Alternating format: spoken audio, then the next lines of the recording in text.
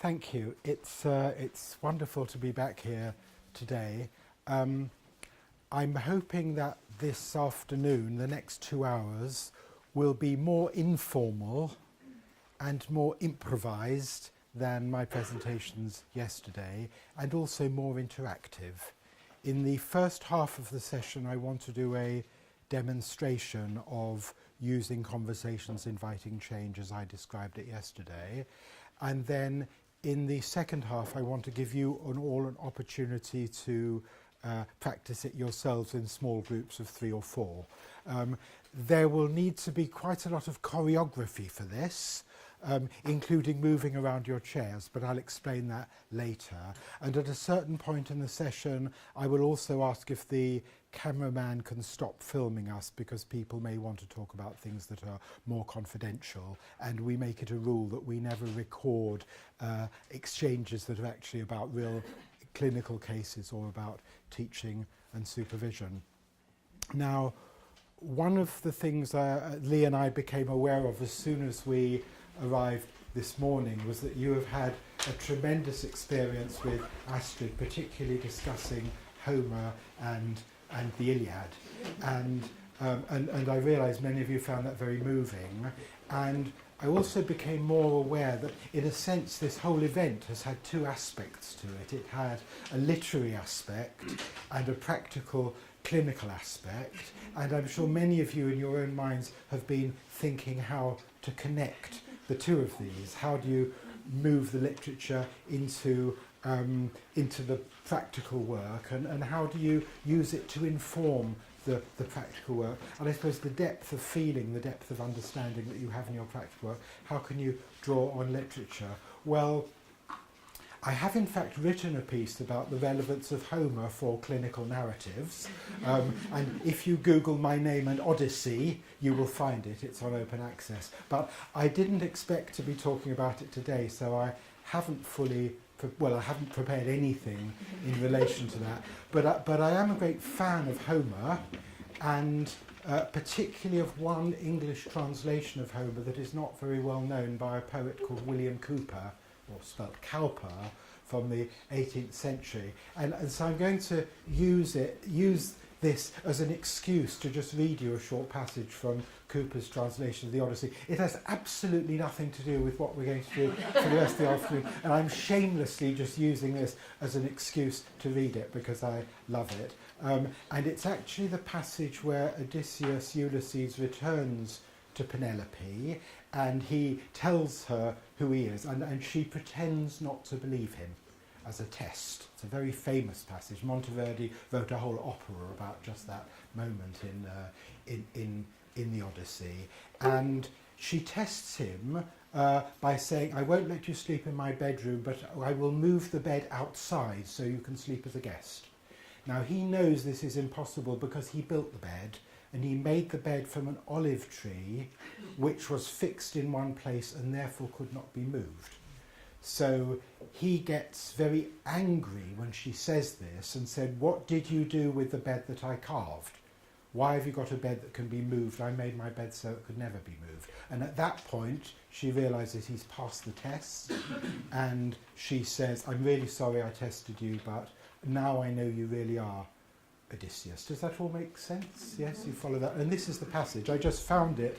I'm glad we were late, because in the 5 minutes I waited, I found it on Google, on Wikipedia, and here it is.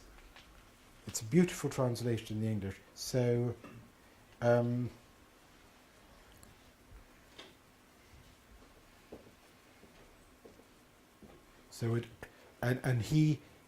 he gets cross about the bed, and she, and then at the end of his speech, saying, "You can't move the bed; it was not made to be moved." He ceased. Odysseus ceased. She, conscious of the signs so plain given by Ulysses and Odysseus is the same person, heard with fluttering heart and faltering knees that proof. Weeping, she ran direct towards him, threw her arms around the hero, kissed his forehead, and replied, "Ah, my Ulysses, pardon me, frown not. thou who at other times hast ever shown superior wisdom. All our griefs have flowed from the God's will. They envied us the bliss of undivided union, sweet enjoyed through life, from early youth to latest age.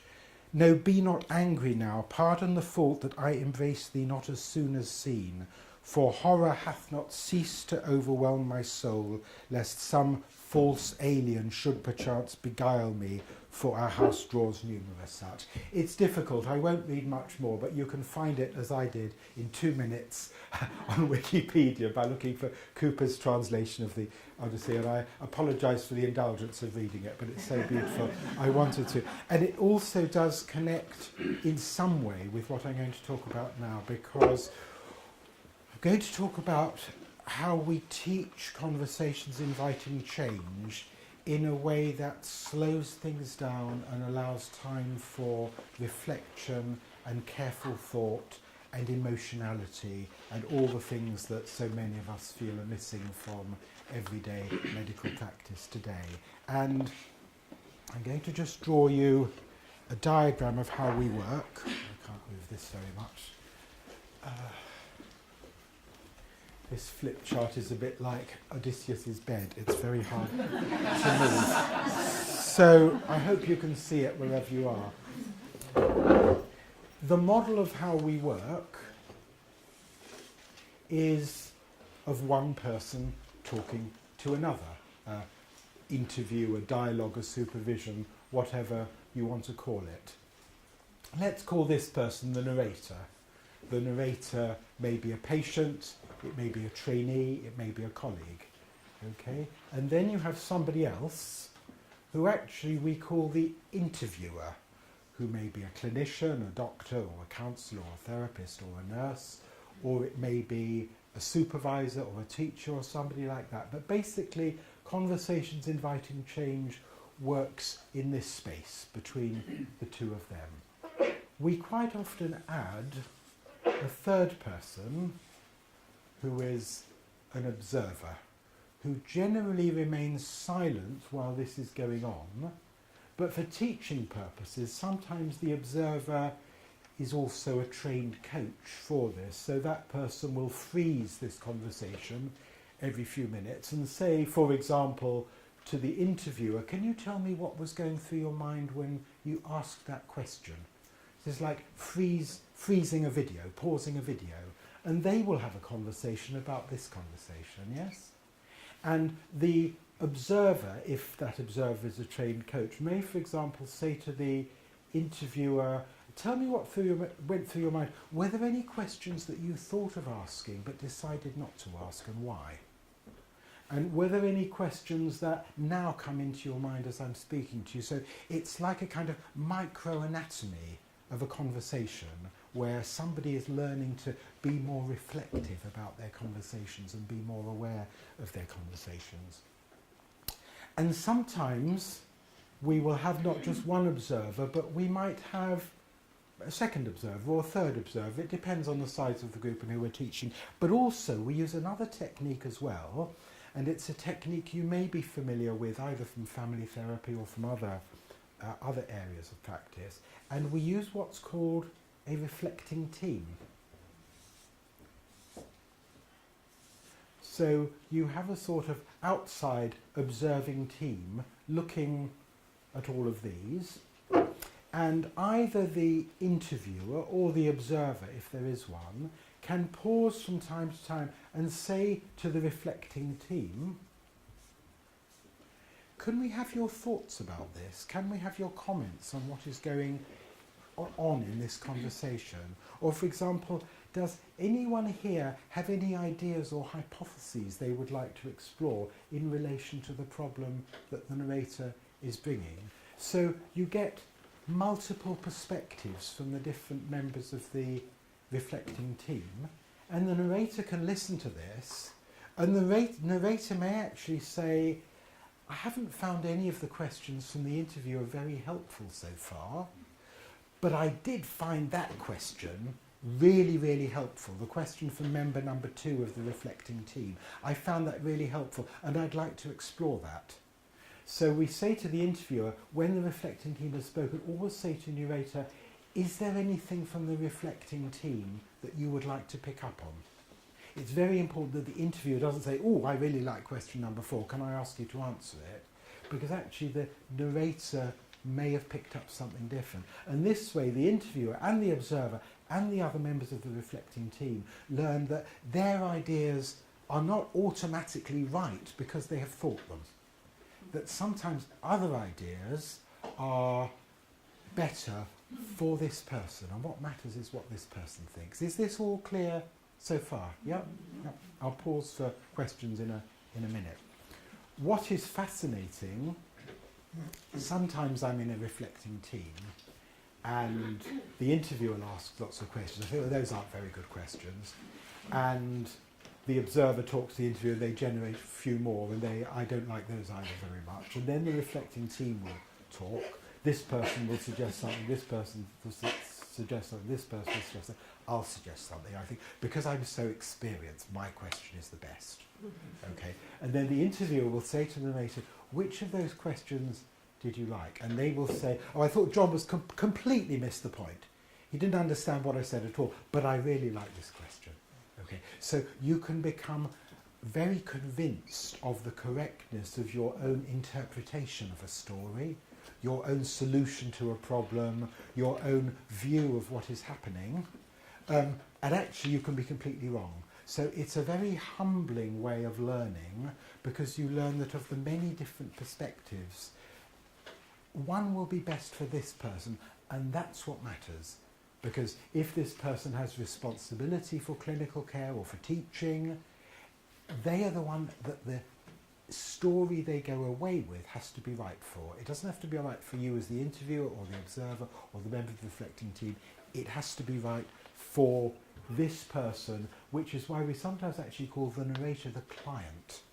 This is focused on the needs of the client and the needs of their client to bring their story, have their story gently questioned and challenged, but as I said yesterday in my presentation at lunchtime, to keep ownership of the story they go away with.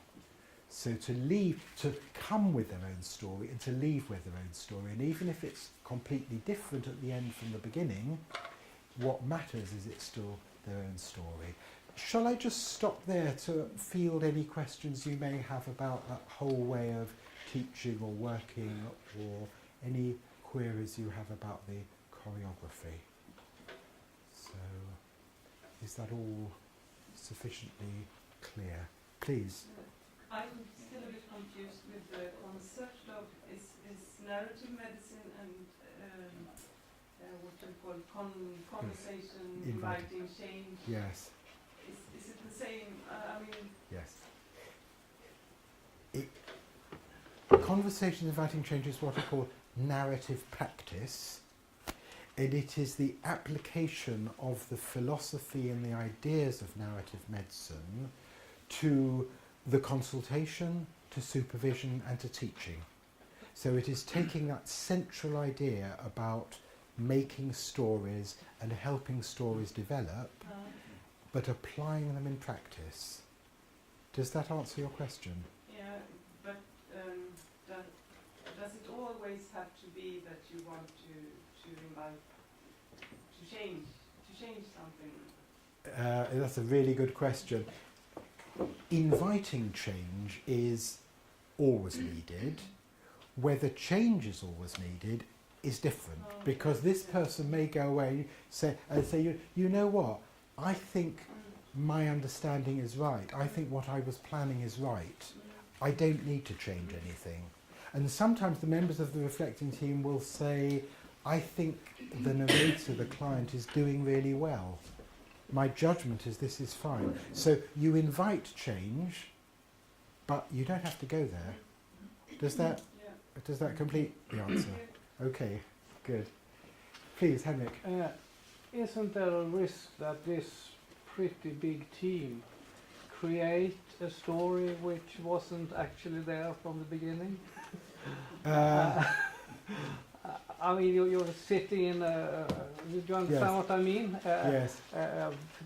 The patient has some vague concept floating around, and then you sort of chisel out a Yes. story which maybe is in the mind of those people rather Yes. Okay. It is a risk, and it depends on the level of training and the level of understanding of the participants. One of the things I did not talk about yesterday was what we call narrative humility. And that is the idea that any suggestion, any hypothesis must be tentative. If this person is a coach and this person is well trained, they will try to induce an ethos of reflectiveness and respect and tentativeness in everything that is said. Sometimes I will say to a group, if you make any suggestion, make it sound uncertain, so that this person doesn't feel obliged to accept it, or dominated by somebody here who is more senior. Okay. Is there one final question before we put this into practice? Otherwise we will just do it. Now, firstly for this I need a volunteer. And in order to have a volunteer, I usually ask for 3 or 4 people to offer to be that volunteer, and I choose the one who is offering the problem that I think will be the best for the purposes of a demonstration. Okay, so if you volunteer, I may not choose you, and apologies if in advance if I don't choose you. It's not personal, it's usually to do with the nature of the problem, that it needs to be something that's big enough but not too big, if you understand me. So what I would like you each to think about is there something at the moment that is bugging you professionally, something that you are struggling with a little professionally, that is live, it is happening now. I had this on my slides yesterday. It's got some tension in it, and you really think you would benefit from some supervision from me about it, and that you're willing to do this in front of a group of people, well, the audience here, who are watching you. And I will ask maybe 3 or 4 people to give me a 1 sentence about a problem, a professional difficulty that they think they might be willing to bring. And as I say, I will choose the one that I think is the most useful. Maybe if you just turn to the person next to you and talk for a minute or two about something you might bring and you're not sure, and then we'll ask for some volunteers. So just talk to the person next to you, and you say, not me, no way. I'm not. But you might think, well, possibly I've got something.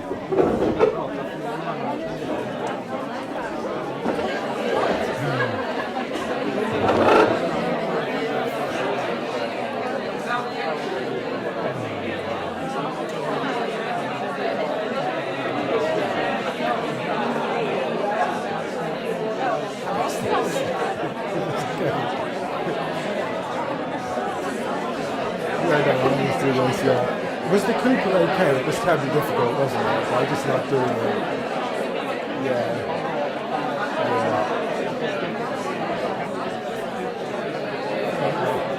Yes.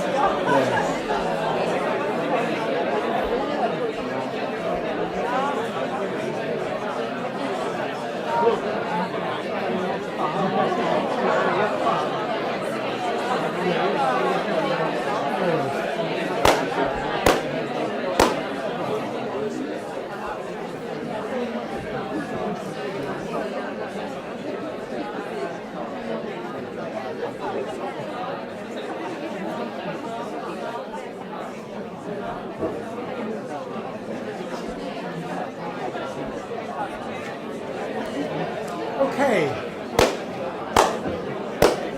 Please, could I ask for... Can you put up your hand if you would like to volunteer? I should emphasise, of course, this is completely confidential now. The camera is off, I hope. No, it's off.